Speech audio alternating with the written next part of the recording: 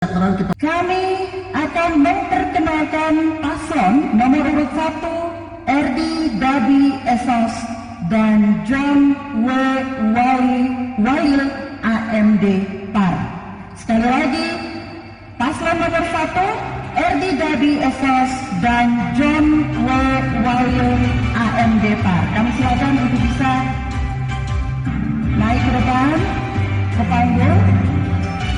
Penyampaian visi dan misi serta program calon nomor 1. Good government adalah pelayanan efektif dan efisien, akuntabilitas dan terarah yang dikontrol oleh seorang kepala daerah, baik itu dalam tugas-tugas pemerintahan di daerah dan juga memberikan ruang kepada semua SKPD di daerah untuk berkolaborasi, bersinergitas, bekerja sama, melengkapi kekurangan satu dengan yang lain untuk memajukan suatu daerah. Kemudian pelayanan umum itu terutama mendukung pelayanan umum adalah seperti Kabupaten Yalimo yang membutuhkan infrastruktur yang memadai supaya akses perekonomian rakyat dari desa ke ibu kota kabupaten sekaligus memudahkan atau memperpendek kendali perekonomian rakyat di kabupaten. Kemudian penyelesaian hukum, maka semua penyelesaian hukum mengacu kepada peraturan daerah, peraturan bupati, keputusan bupati, semua itu berjalan baik kalau kita ikuti. Kemudian infrastruktur itu mendukung untuk mendatangkan retribusi daerah. Retribusi daerah, lalu kendaraan banyak lalu keluar masuk, kita belum ada wadah yang disebut peraturan pemerintah bukan peraturan daerah. Kemudian galian C, sebenarnya kita dapat mempersiapkan semua itu untuk menghasilkan uang di daerah. Kemudian kalau pelayanan Yalimo bukan Amerika, Yalimo bukan Eropa, Yalimo tetap Yalimo. Peneliti itu masih ada di Yalimo. Style go internasional itu pakai orang Amerika ataupun Eropa. Masyarakat bahkan orang Jayapura saja belum bisa menggunakan pakai e-planning program, EPPY, kemudian EPP akuntabilitas keuangan, pelayanan melekat agar apa yang kami langsungkan itu maksimal. Membutuhkan pelayanan itu lebih melekat. Jadi kami harap agar ke depan nomor urut 1 akan memaksimalkan hal seperti itu. Kita tidak pakai gaya Amerika dan Eropa, tetapi kita pakai sesuai dengan keadaan di daerah. Data BPS Provinsi Papua tahun 2019, angka kematian ibu dan anak Kabupaten Yalimo dan Duga sangat tinggi di Papua. Indeks Pembangunan Manusia IPM Yalimo 44,32 dari rata-rata IPM Papua 65,15. Ini sangat rendah, yang berakibat masyarakat Yalimo tergolong masyarakat belum sejahtera. Pertanyaannya, kalau Anda terpilih, bagaimana strategi Anda berdua menurunkan angka kematian ibu dan anak? Dan strategi apa yang digunakan untuk meningkatkan IPM demi tercapainya masyarakat Yalimo yang sehat, pintar, dan sejahtera? Kami akan berubah, upayakan menjadi pelayanan yang maksimal, mendekatkan diri dengan masyarakat untuk melayani masyarakat supaya angka indeks kematian anak yang tinggi itu kita akan maksimalkan menjadi lebih baik lagi. Karena Yalimo itu tidak ada kesulitan, transportasi darat menunjang, Wamena ke Yalimo menunjang, semuanya menunjang. Maka besok kami upayakan untuk semua aparatur tetap bekerja di tempat dan pelayanan kesehatan semaksimal mungkin kami akan meningkat. Dan gizi anak-anak tidak hanya di pelayanan di rumah-rumah atau di keluarga, tetapi di sekolah-sekolah, maka kami akan tingkatkan karena itu sebenarnya RPJMD untuk memaksimalkan kesehatan, pelayanan kesehatan masyarakat di Kabupaten Yalimo. Kemudian kami memberikan pelayanan yang lebih efektif, efisien, dan akuntabilitas untuk kesejahteraan masyarakat Yalimo. Bagaimana strategi Bapak berdua membangun pendidikan dan kesehatan masyarakat Kabupaten Yalimo? 3 menit, disilakan. Pendidikan sangat penting, SDM sangat penting. SDM adalah wajah satu pemerintahan di suatu daerah, termasuk kami Yalimo. Dan pendidikan itu diupayakan pelayanan pendidikan maksimal, baik itu berpola asrama di Yalimo maupun ada di kota-kota studi lain di Provinsi Papua maupun di luar Papua.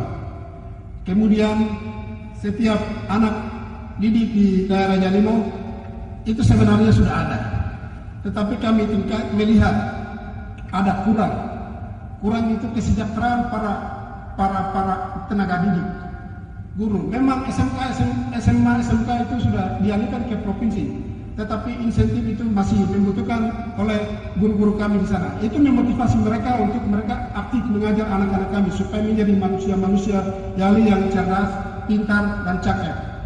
Kemudian untuk aset masa depan Kabupaten Yalimo. Karena anak-anak kita tidak mungkin mereka pergi cari jabatan di kabupaten-kabupaten lain di Provinsi Papua. Mereka menjadi tuan di negerinya sendiri. Kalau SDM-nya sudah siap, mereka akan bangun negerinya sendiri. Apa yang mereka hadapi, apa yang mereka lihat, apa yang mereka merasa kurang, itu akan menjadi motivasi mereka untuk membangun. Anak-anak Yali menjadi tuan di negeri sendiri. Jangan takut untuk kamu tinggalkan pendidikan. Pendidikan sangat penting. Pendidikan adalah ukuran suatu kemajuan suatu bangsa, atau kemajuan bangsa adalah pendidikan.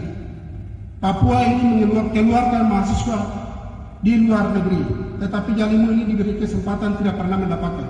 Kami akan upayakan bekerja sama dengan pemerintah provinsi untuk perwakilan Yalimo juga ada pendidikan di luar negeri, mendapatkan keseimbangan daerah. Tidak hanya teman-teman lain saja, anak-anak Yali juga banyak pintar, tetapi tidak memberi kesempatan sehingga tidak dapat kesempatan untuk belajar di luar negeri. Selama ini kami ada. Saya memang anggota DPR Provinsi Papua. Saya tahu bahwa jatah untuk Yalimo ada, tetapi kita tidak pernah melakukan sehingga ini tidak pernah ada. Dan itu cambuk untuk kami. Kami akan berjuang untuk Yalimo ada perwakilannya dapat beasiswa untuk kuliah di luar negeri. Selanjutnya kami silakan kepada Paslon 02 untuk bertanya kepada Paslon 01. Waktunya 2 menit. Kita mulai dari sekarang. Baik, terima kasih. Saya ingin kembalikan ke pertanyaan ini bahwa apa yang sudah kita lanjutkan ini sudah menjadi keharusan oleh siapapun dan tidak ada cara juga bupati manapun yang bisa merubah, terutama tentang grand design daripada good governance. Dan dari tadi saya ikuti Pak John mau kembali ke sistem yang lama. Seperti apa Bapak bisa menawarkan kepada kita bahwa sistem yang Bapak tawarkan itu model dan sistem kerjanya seperti apa? Sistem planning program ini memang dari secara nasional berlaku untuk semua kabupaten, semua provinsi kabupaten. Maka yang seharusnya dilakukan adalah aparatur kita aktif bersinergi untuk memberikan informasi ini kepada mereka supaya semua orang itu tidak kaku menyusun anggarannya, tidak kaku menyusun programnya, tetapi semua mengacu kepada planning program. Itu yang dilakukan. Ketika kita di-include semua itu bayangan keluar kepada KPK dan institusi yang berwenang, keuangan, BPK, KPK, dan semua tahu bahwa semua yang dibuat itu tidak ada yang berubah. Maka kami akan lakukan adalah pembinaan aparaturnya lebih efektif, lebih aktif. Karena Yalimo SDM-nya boleh ada, tetapi yang bagian elektronik saya pikir itu masih kurang. Maka kami punya kewajiban untuk mengajar. Kalau saya mengerti, kenapa saya tidak ajar mereka? Saya mengerti, kami ajar untuk aktif kita belajar dari sistem yang ada ini.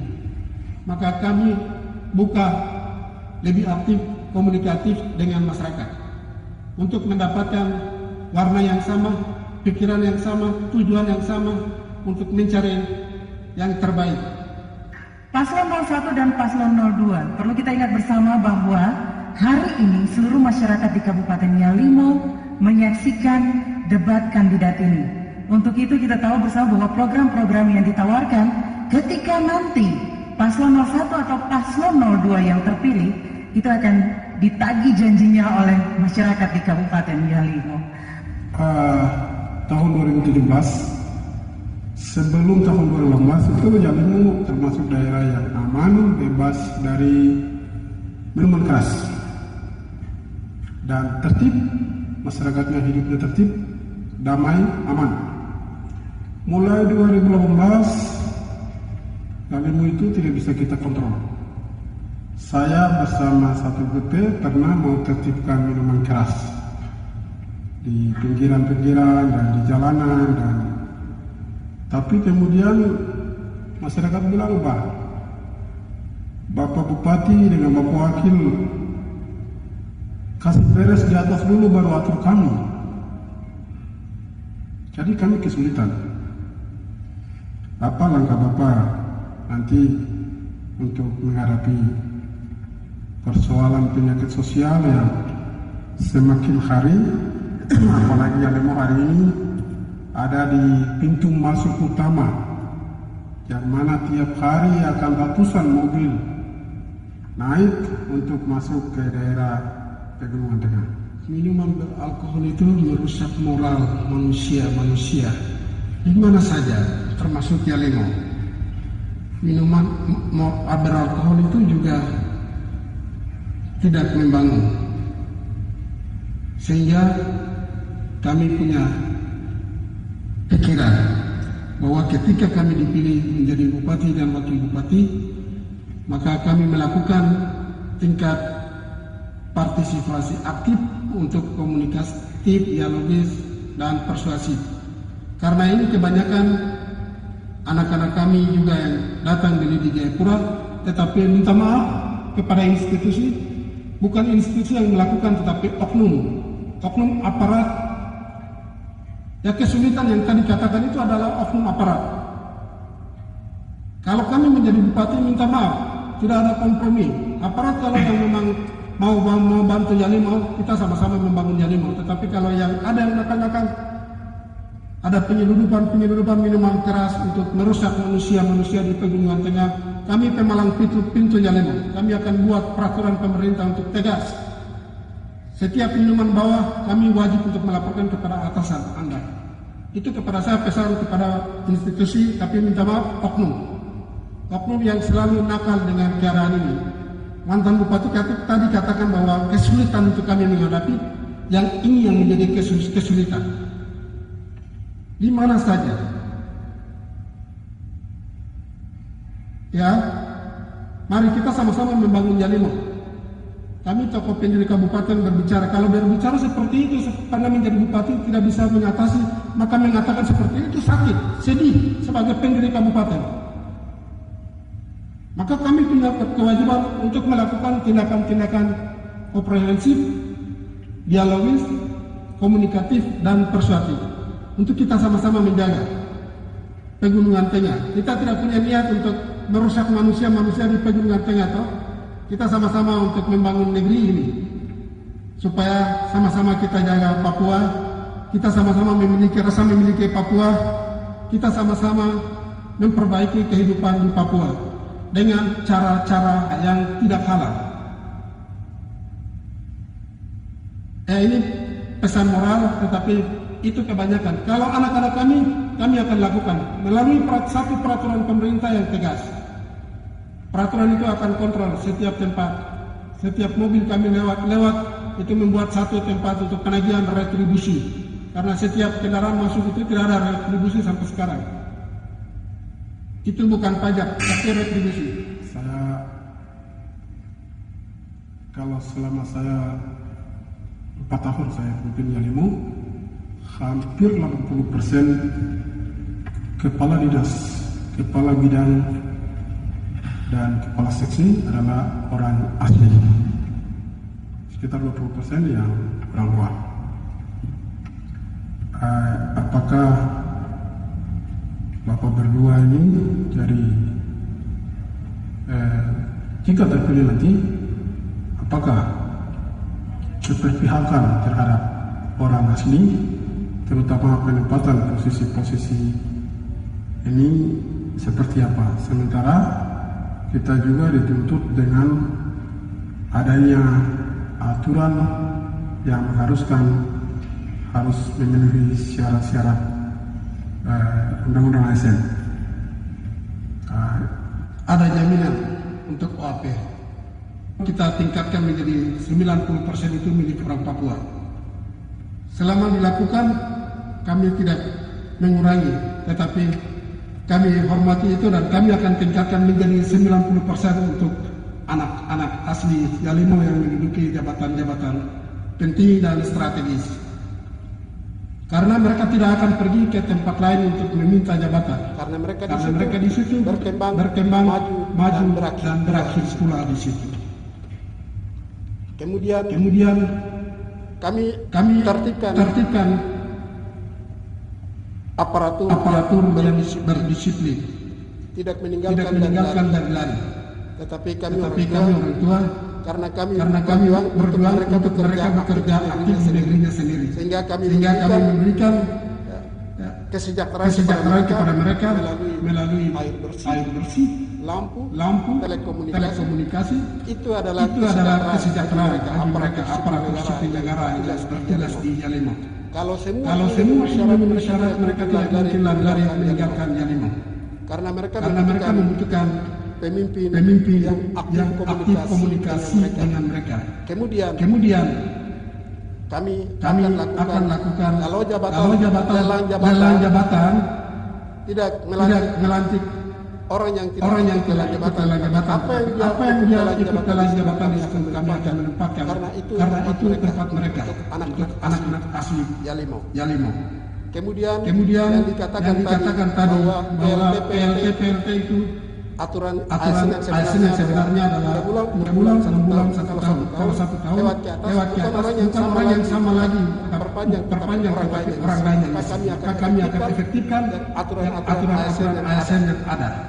Ya, penerimaan pegawai negeri. Penerimaan pegawai negeri pun sistemnya online. Tetapi kami akan upayakan memberi kesempatan untuk anak-anak Papua sendiri. Terutama Papua dari mana saja boleh. Tetapi 80% adalah milik anak-anak Yalimo. Tetapi 10% dari Papua lain. Yang non Papua memberikan 5%. Apa yang kita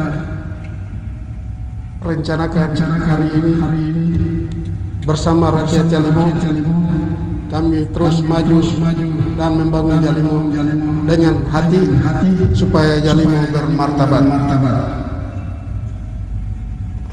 Semua merasa memiliki dan bertanggung jawab terhadap Yalimo.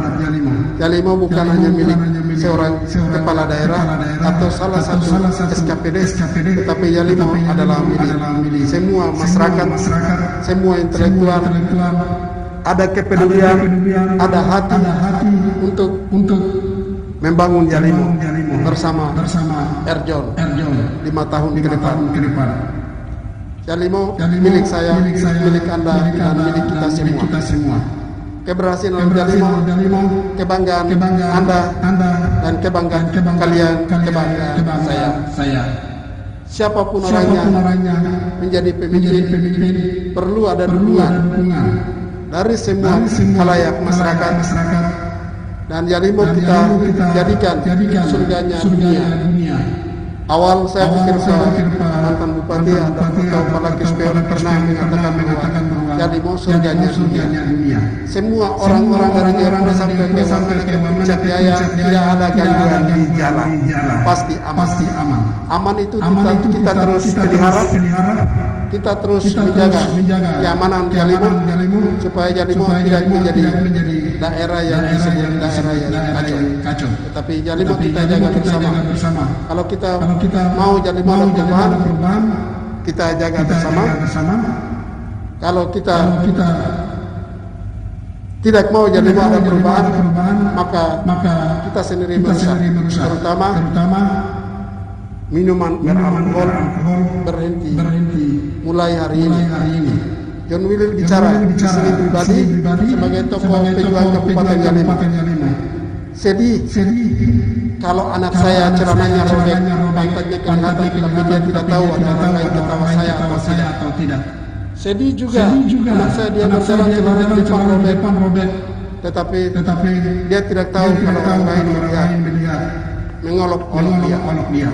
Keadaan Yalimo sekarang itu sampah berserakan, jalan-jalan rusak karena dana 1.300 miliar bukan kecil. Wajah Yalimo itu sebenarnya cantik, indah, tetapi menjadi kotor. Orang tua melihat sedih. Ini pesan. Jadi kalau siapa yang melihat, siapa ada mata, apa yang Anda melihat itu mari kita bersama-sama membangun Yalimo dengan hati supaya Yalimo bermartabat. Yalimo bangkit. Yalimo bangkit. Terima kasih.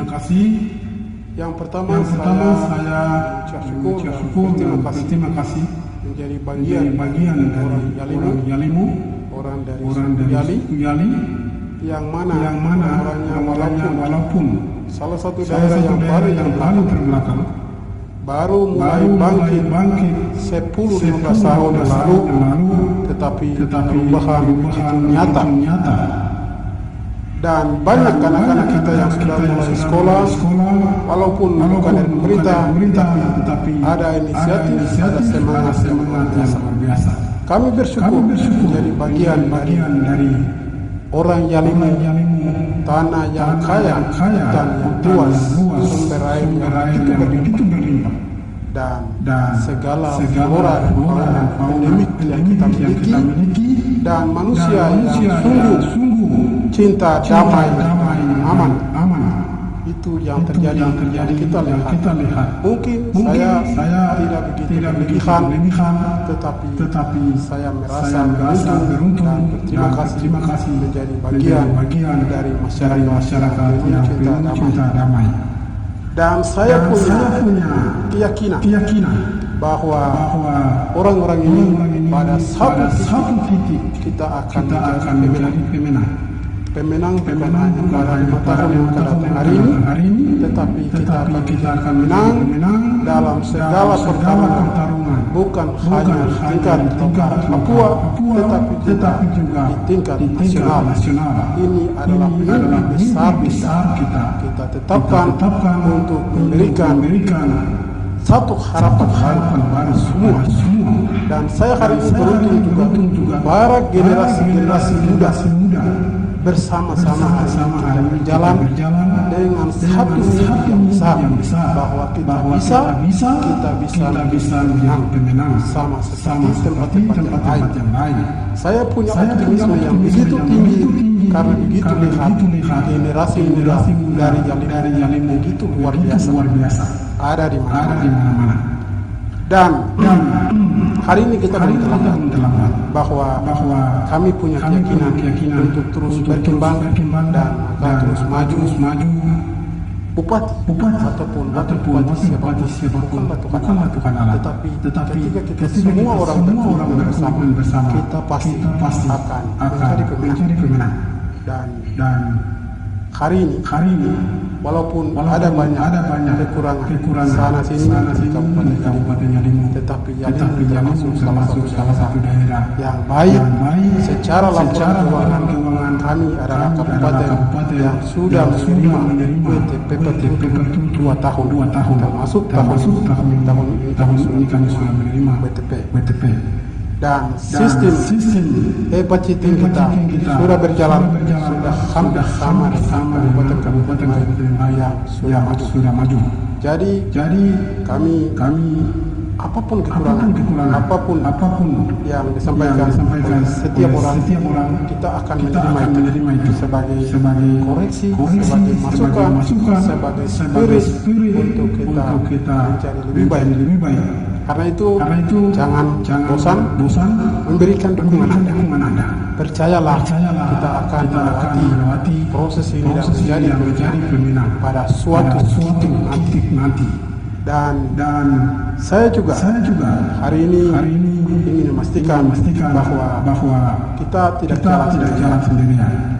Di atas tanah ini siapapun yang akan jujur tidak harus menilai, tetapi orang akan menyaksikan bagaimana Tuhan Yesus berkarya dan memimpin dan menolong dalam situasi tertentu. Saya mengajak kita semua, mari kita jujur pada diri sendiri dan percayalah bahwa suatu saat nanti Yalimo bukan hanya pemenang di Yalimo, tapi kita akan menjadi pemenang di tingkat nasional sampai dunia.